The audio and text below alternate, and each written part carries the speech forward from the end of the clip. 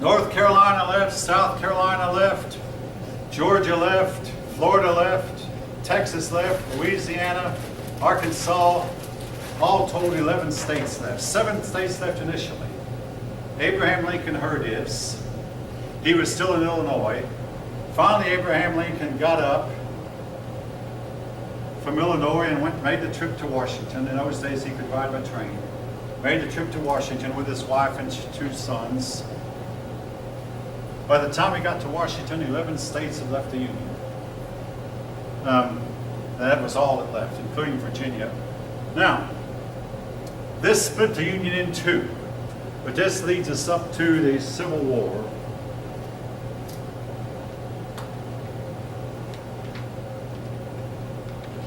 Your book calls it Secession Winter, because when Abe Lincoln was elected in November 1860,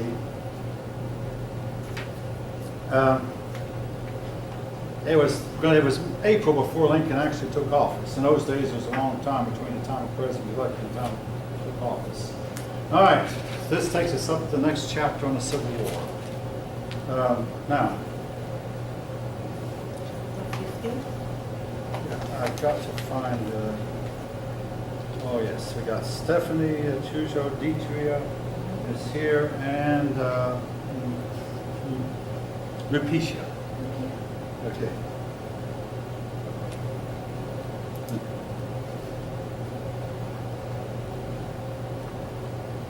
Okay, that's 4. All right. And the war came. Now, folks, any way you look at it, the South was in the wrong. Number one, the South was in the wrong over the slavery issue. And number 2, in any war, the big issue is who fired the first shot. Now, when the southern states left the Union, they proclaimed that all Union military equipment that was in their state was theirs. Well, there were 2 problems with that. Number 1 was in Pensacola, Florida. Pensacola refused to turn over its stuff to the southern states. And at Fort Sumter, South Carolina, Fort Sumter refused to turn over its stuff also. So they had an argument about it. President Buchanan was milling about in a state of perplexity. He didn't know what to do. He just wanted to get out of office and hope that that the next president would solve it. So Buchanan left office in April of 1861, and it was up to Lincoln. Well, Lincoln told us President Davis, the South had chosen President Jefferson Davis. Lincoln said, Mr. Davis, I'm going to send a supply of non-combatant materials, or medical supplies and food to Fort Sumter. Don't bother it. I promise you, they're only carrying humanitarian aid. They're only carrying the stuff. I mean, these were soldiers, see, and of course the government has to supply the soldiers with food and medical supplies. This is only carrying medical supplies and food and no ammunition. So who was named president? Jefferson Davis was president of the Jefferson Davis, president of the Confederacy. So, Lincoln sent the ship to Fort Sumter, and Jefferson Davis ordered that Fort Sumter be fired upon. The shelling of Fort Sumter lasted all night. In the morning, Fort Sumter surrendered. But this was the biggest mistake Davis ever made, because all of a sudden, most of the northern people said, let the South go, we don't need them anyway, let them go, let them go. But when they fired on Union troops at Fort Sumter, the North rose to their feet as one man and said, all right, let's get them. They shot at us first. So the war began. Abraham Lincoln called for 75,000 volunteers. He thought that would be enough. The fact of the matter is 500,000 to 600,000 persons on both sides will be killed. 1 out of every 26 male persons alive in 1860, that includes everyone, 1 out of every 26 died on the battlefield in the Civil War. 1 out of 26 males. On my family, my great-great-grandfather was too old, and his children were too young. Didn't have to fight. His oldest child was 13 when the war began, 17 when the war ended. The Union Army took in a few people younger than that, but none of them had to fight. All right. The first battle of the Civil War was Fort Sumter.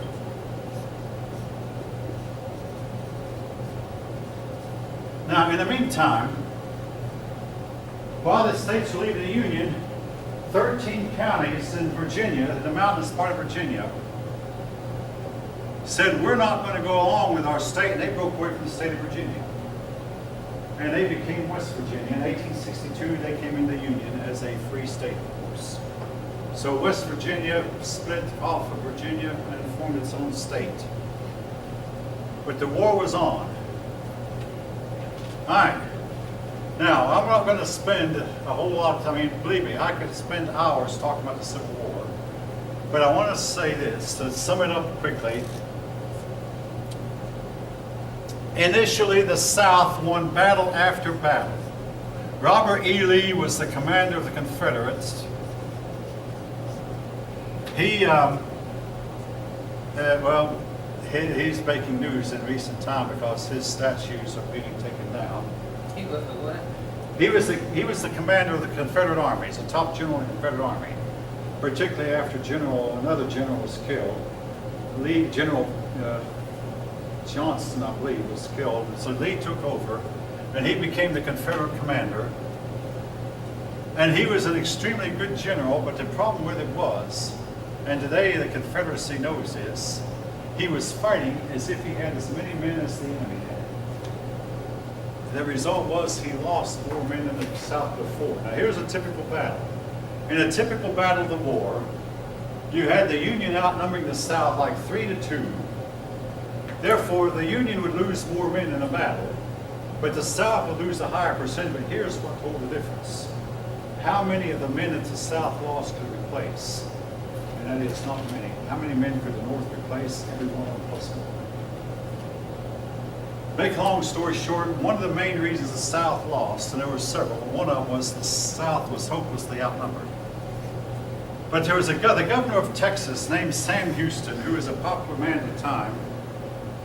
Sam Houston was a Northerner, and he wanted to stay in the Union. He wanted Texas to stay in the Union.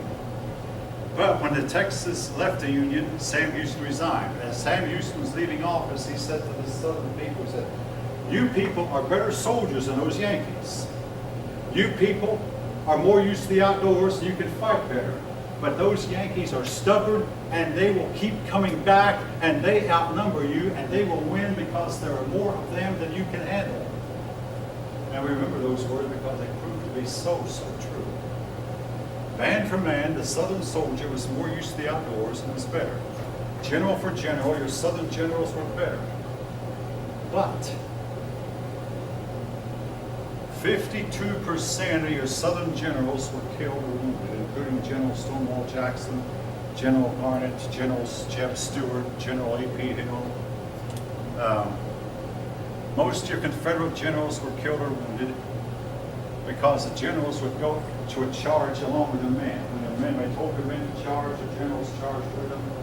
Lee didn't. He stayed behind. But the other generals did, and they got killed right and left.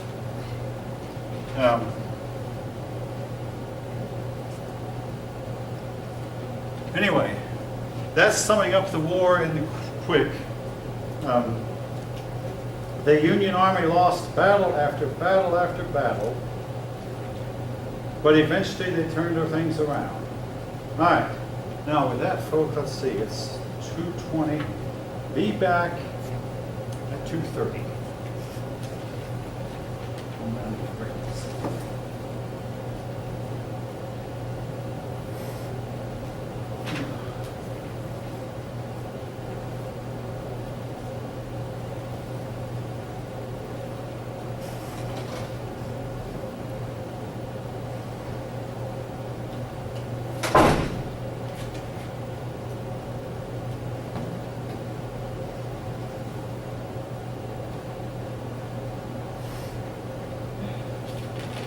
How many chapters did you look today? Syllabus it says 19, but Really? I hope not. Yes. That's a lot. Well, you were supposed to do up to 14 last week, and you only got to 12. It's saying it needs to be 9, 2 chapters. Next thing, you see how far he can go. So next week, what do we having a test of? Yeah, you know, the last lecture was on combat. I know, so I'm gonna ask them. I was sleeping. I slept. I was so tired. This class. This is a lot. I mean, especially if we got a test next week. What is it?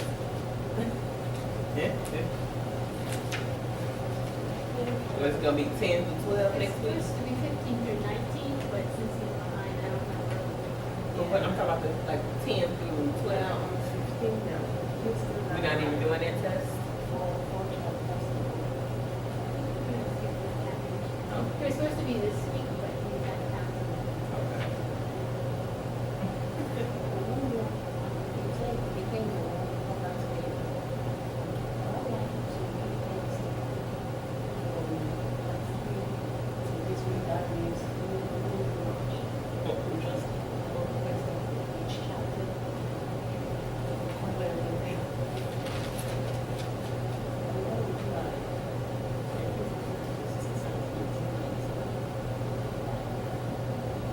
Seven chapters and one text, that would be fine.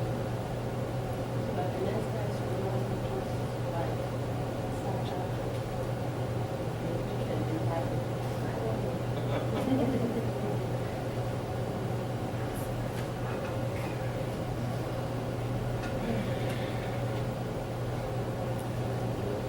In the common chapter 16, it's remain 3 chapters.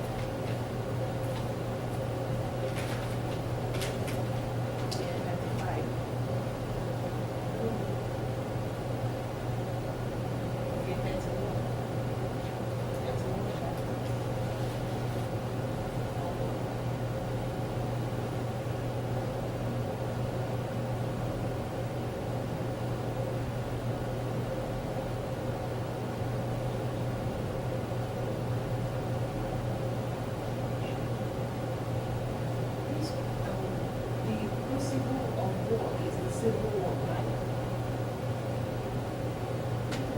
Is it the Civil War? But this is something about, It's the name of the chapter. that's the name of the chapter, it talks about the not war and the Civil War. That's 16 in Reconstruction.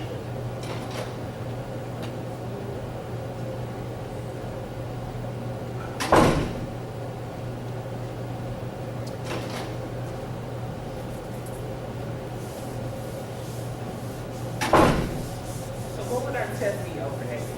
Okay, that's what I'm about to, the syllabus, let me look at the syllabus and see if I can get that far. Now, this computer keeps popping off. I want to give you a good answer to that before I resume. See what the syllabus says and then see how far I can get. Now, the syllabus says, the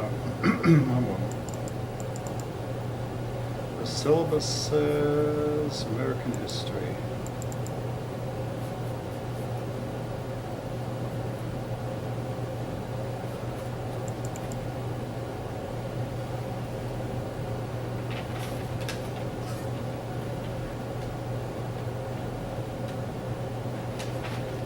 15, wait a minute, the syllabus says, whoops.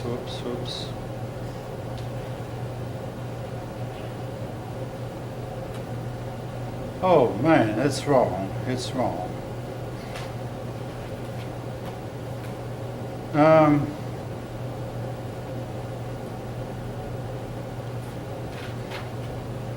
going to be over chapters 10, 11, 12 through 19. 10 through 19. 10, 11, 12, 13, 14. Test chapters. Now, I say that tongue in cheek. Now, what chapter am I on now? 15. I probably won't get to 19, and I'm not going to worry about it. As you can see, I'm trying.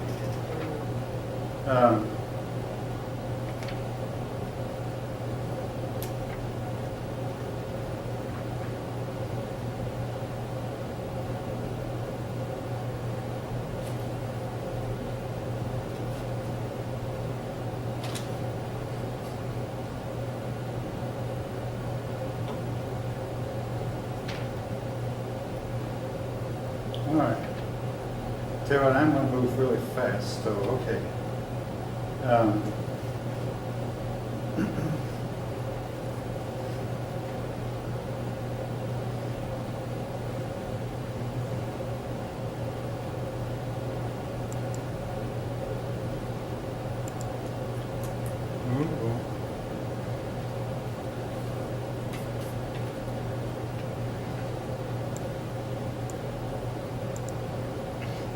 All right.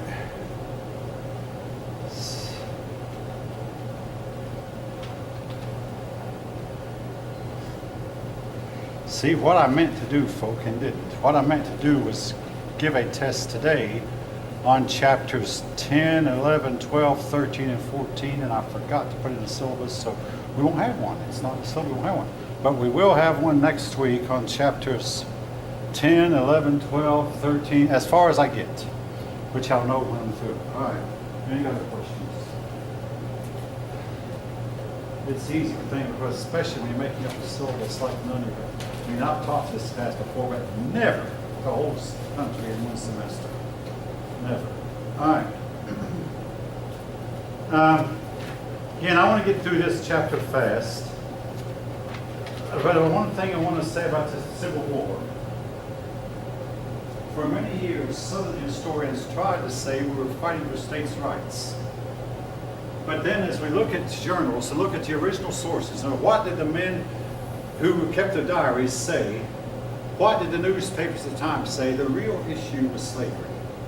That was not perhaps the only issue. There was such a thing as states' rights, but the real issue was slavery. And the South did not want to admit that for a long time. But lately, though, the South had been forced to admit that the war was a war over slavery, with the South fighting to keep slavery and the North fighting to end it.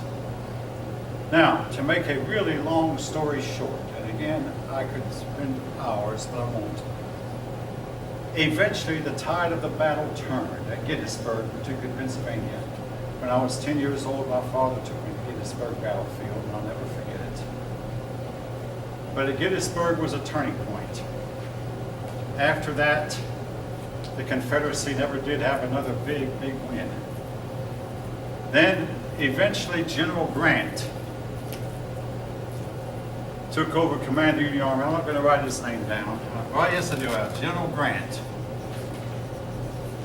took over the Union Army, and he fought the Confederacy till finally, in April of 1865, Lee surrendered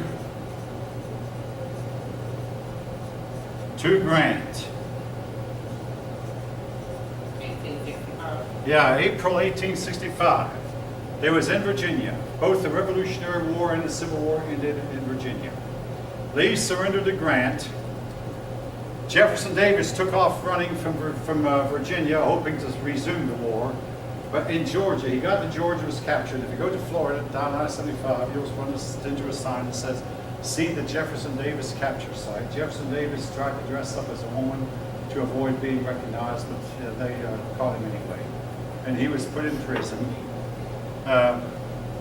And weirdly enough, plantation was sold to a black man. This little bit of trivia I'll throw in, but anyway, Jefferson Davis was captured.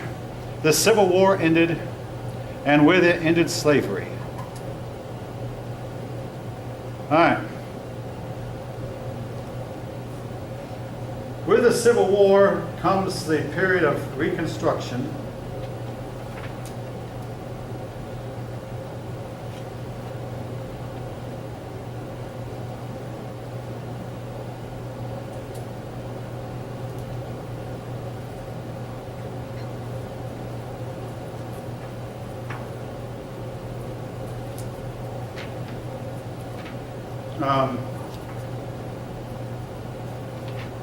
All right, this takes us up to chapter 16. Now, during the Reconstruction period,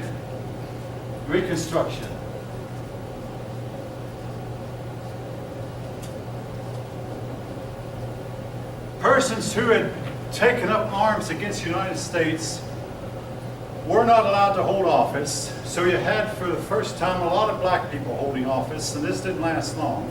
But a couple of black men went to the Senate in Washington. Some blacks even served in state houses, but this did not last long. Eventually, the whites reasserted themselves in the form of a group called the Ku Klux Klan.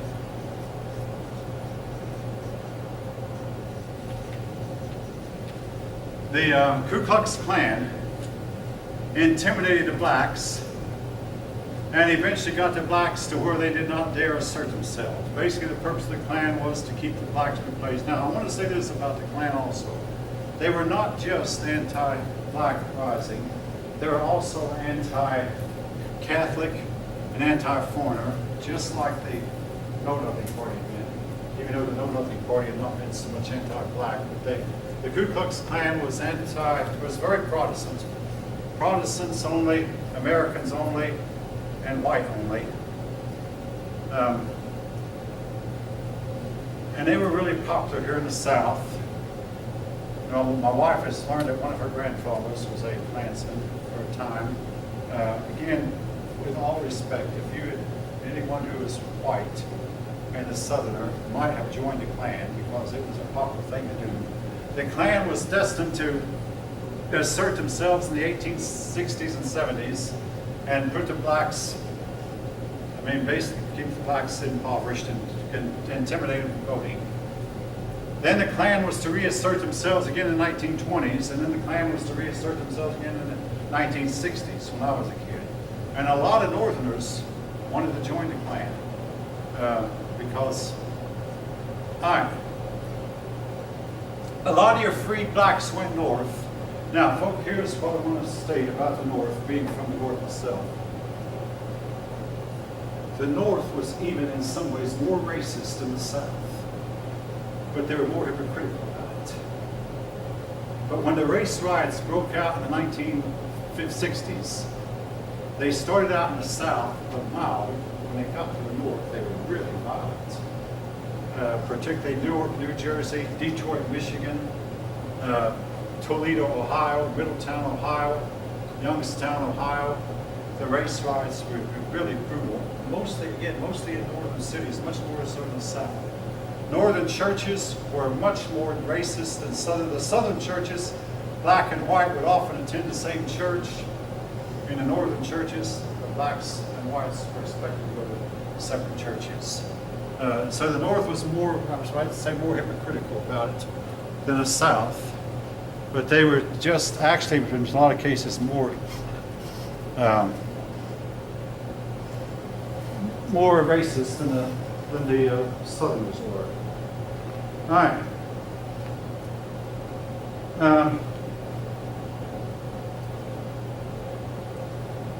Abraham Lincoln was assassinated shortly after Lee had surrendered. Lincoln had decided, phew, boy, it's over. Oh, how a relief. And he thought, well, I think I'll take time to go to the theater. So he went to the Ford Theater in Washington, D.C.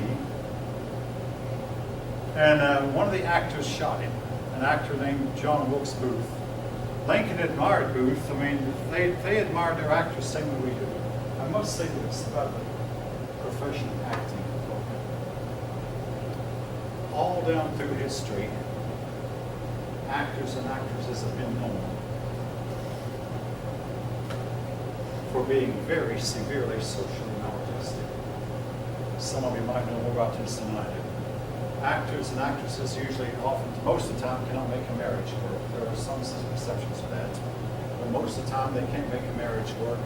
Most of the time, the money gets away from them faster than it comes in.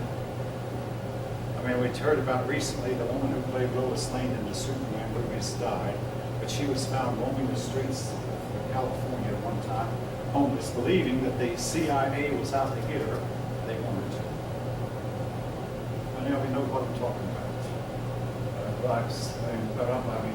The actresses and actors having problems with their mind. They oftentimes bipolar, depressed, can't find companionship, can't find love. Makes you almost feel sorry for them. Elvis Presley lived 41 years without a drug issue.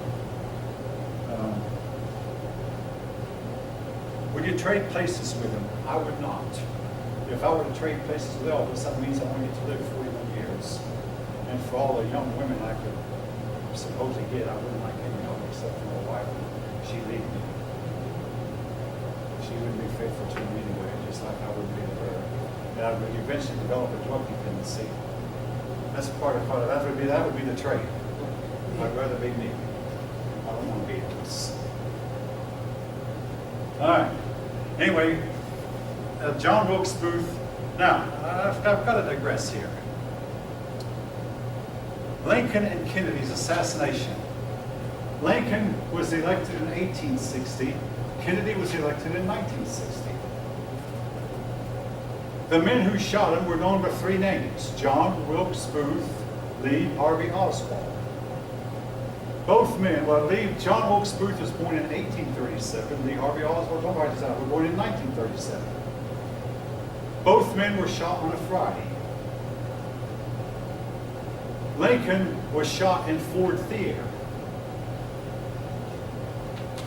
Kennedy was shot in a Ford.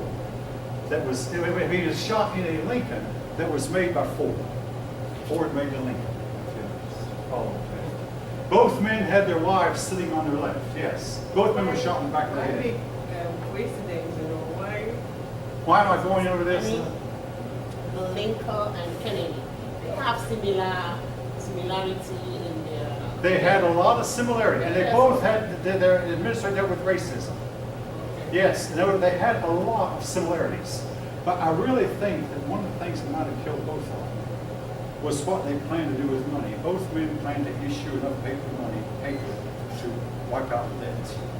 And some people believe that is why Lincoln was one called, because a lot of people were afraid that this is going to put us all into make the dollar worth absolutely nothing. And Kennedy was about to do the same thing. And in the case of Kennedy, a lot of people believe that the government did it. In the case of Lincoln, it was a conspiracy, and they hung 4 people for it. John Booth was shot. Booth and Oswald were shot within a few hours after the assassination. They both had a lot of, both assassinations had a lot in common. I'm just throwing that in for to liven up the story a little bit. But in the case of Kennedy, I'll deal with that later. But Kennedy, a lot of persons believe, okay, let me tell you.